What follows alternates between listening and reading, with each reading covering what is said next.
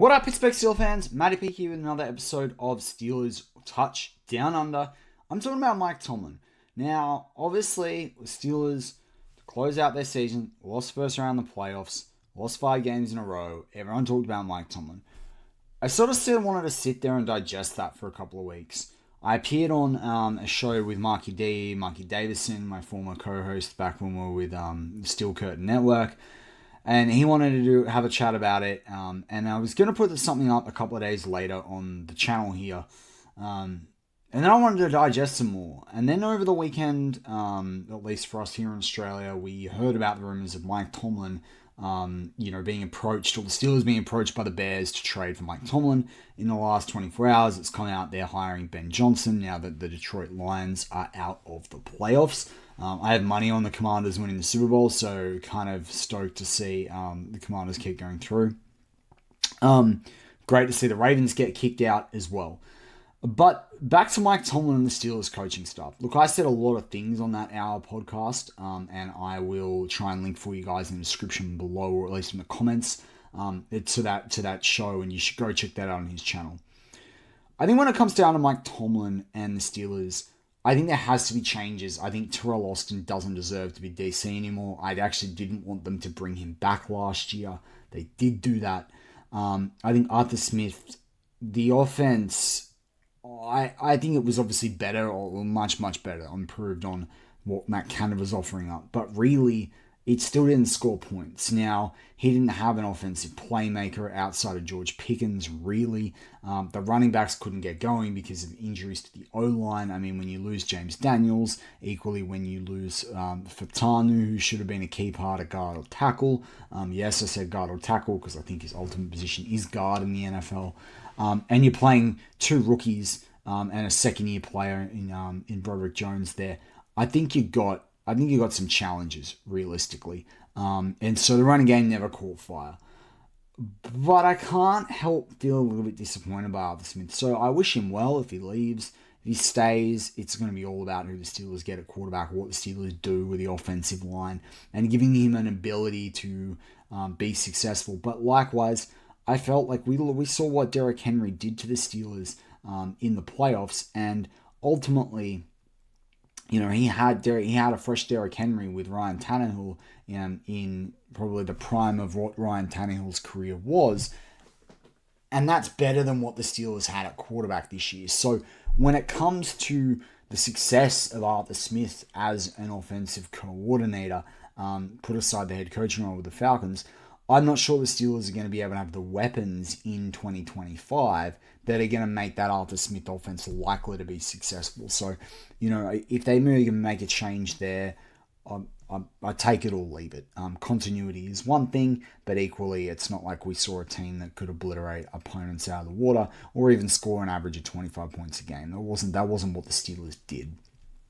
So, from an Arthur Smith perspective, we'll see what happens. That, for Mike Tomlin, leaves the interesting question of, what's he going to do differently? The Steelers aren't 2, 3, 4.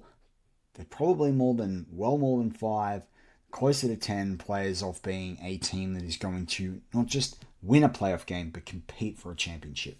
And I actually think I don't think there's too much of a line between being able to win that first playoff game and then make it to the championship. And you've seen that this year in what the Commanders have been able to do in knocking off the Lions and in knocking off Tampa Bay as well before they knocked off the Lions.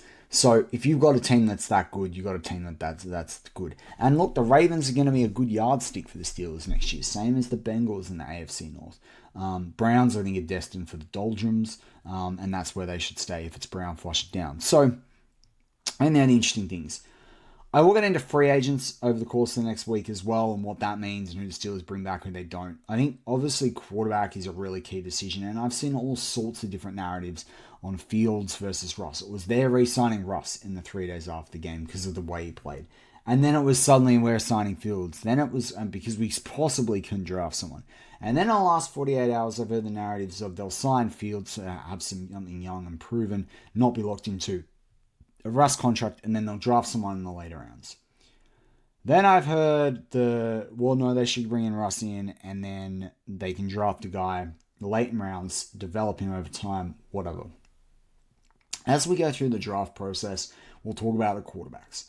Really, from a mid-round perspective, you've got like Jalen Milroe, who I still think finds his way into the second. I think that's a little bit early for Steelers to be drafting a quarterback, unless they're trading up in the first round. And Cam Wood and Shedeur Sanders, I don't love trading for up to get those guys, and the Steelers got to trade too much to get there. Then you of course have a guy from besides Jalen Milroe, you've got like Jalen Milroe, sorry, you've got Jackson Hart, you've got the kid whose name starts with a D out of Oregon, and you've also got Quinn Ewers, who's a mid-round pick who played at the Texas Longhorns, the college team I support this season. I don't like the idea of Ewers. I think he's Kenny Pickett 2.0, probably a bit better arm, probably a little bit quicker. So most people, that sounds good, but I don't like his decision making. I think it's slow.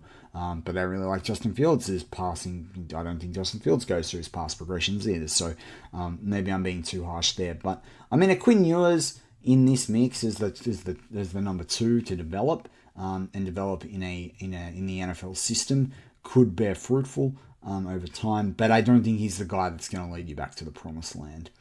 I think that's something that's going to be really difficult for the Steelers to figure out. I also think that whatever, and I did say this several times when I appeared on Steeler Nation Australia's video last week, I do think the Steelers are in a bit of a purgatory now. They have been for some time, but I think we're in the real thick of it now.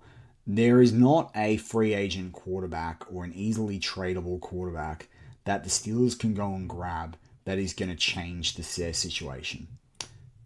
Justin Fields and Russell Wilson are also not likely to drastically change their situation, bar maybe winning one playoff game, which would be a lot of Steelers fans. We haven't seen that in over 8 seasons. But I don't think they're going to get the Steelers back into the Super Bowl. I just don't. I don't have the confidence there. I think the Steelers are going to have to draft their way out of this problem. Now, that might require actually moving up in the draft. I don't think this year's the year. Maybe it's next year when the draft's in Pittsburgh, when you've got like a guy like Drew Ayler. There's plenty of other guys we can go to them. But like if Arch Manning was to come out, sell the farm and go get Arch Manning. Would you even want to come to the Steelers? They're all the things that come into play. Now, there are other people that are sort of saying trade up in this year's draft. Go trade TJ and George Pickens in a 1, and then you can go draft the quarterback. I still think that's really risky, and there's some mid-round guys that could really turn out, that could really blossom. I mean, look at the Bo Nix situation with the Broncos last year. Now, I know he went earlier than the mid-rounds, but he was not considered to be in that the top 3 or 4 guys by most. So, but had a really good college career. So, or at least been around a while, but then had a really good year, obviously, for Oregon. So, I think it's going to be a situation where we're going to have to see how the Steelers go with it. Obviously, that's all we can do. But, I think for all those that want Mike Tomlin fired, you're going to get Mike Tomlin back. I actually think a DC and OC new there would be helpful. I actually kind of think that would be helpful now. Now, you might say, don't you go get the OC and the DC when you're happy with the defense? The defense is going to have changes. It can't remain as expensive as it is at the cost of the offense. Likewise, why would you be an offense coordinator then you don't have a sure quarterback? It could be helpful because they can actually establish systems as both units go through some talent upgrades on the offense and get cheaper and younger on the defense. That could be helpful, and then you're starting to get rid of the problems. And if you start to eliminate the problems, and then it's only about finding that quarterback, and that could be helpful because you don't know who else is going to have issues in other teams, or be cut, or be moved on, or want something different, or force a trade, or any of those different things. And I think it's important too because the Steelers have tried at times, I think, to fix a position without thinking about a unit. Like with the Kenny Pickett thing, they forced that in. They could have gone and got other players and potentially done poorly for a year, but then you're drafting better. I'm not saying tank. I'm just saying that there's different ways to skin a cat, to use that turn of phrase. And I don't think the Steelers can fix this through free agency or trades. I think unless it's trading up in the draft, I think the Steelers can only fix this by drafting. And this isn't the right year to do that. Last year probably was. And last year they probably should have looked at that. that's going to turn out to be costly. Now, Fatanu could turn out to be a fantastic guard, don't get me wrong. But there are a lot of quarterbacks last year that went. Now, I think drafting some of them at, in the 15, like even look at Penix Jr., like we've still got to see how that rolls out. So I think there's obviously plus and minuses, there are risks with every move, but the reality is we want to see Mike Tomlin back. The thing we need now is a new OC or DC, or both. I don't know, ideal world, both. You need guys that will challenge Mike Tomlin. I mean, I think you bring back Brian Flores. I think you go to Brian Flores from the Vikings and you say, mate, we want you back.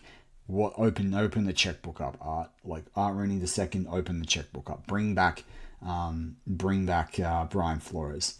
I think he'd want to come back too. I think he could see himself as a successor to Mike Tomlin. Or let's say he does really well with a revamped defense over a couple of years. And then that is what gets him into the coaching role. Because Kevin O'Connell, especially with a year to now mold McCarthy on the sidelines, the rookie that they drafted in 2024 draft, and let him develop, that's going to be huge for them. And I don't see Kevin O'Connell going anywhere. I think JJ McCarthy's going to be really good, particularly with that line, with those wide receivers.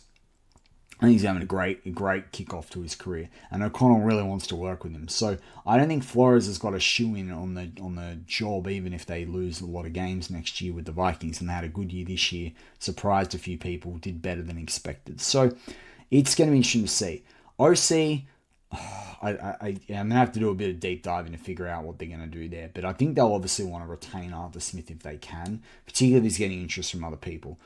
I just think that there's a ceiling on what he's going to be able to achieve if the Steelers don't have a absolute offensive transformation this offseason. But you let me know in the comments, what do you think? Am I completely off the mark? What am I on the mark about? What do you like? What do you don't like? How are you feeling 2 weeks after the season? After the Steelers have kind of been moved on, and they're in the postseason. Let me know all those good things in the comments. I'm Matty P. As always, go Steelers.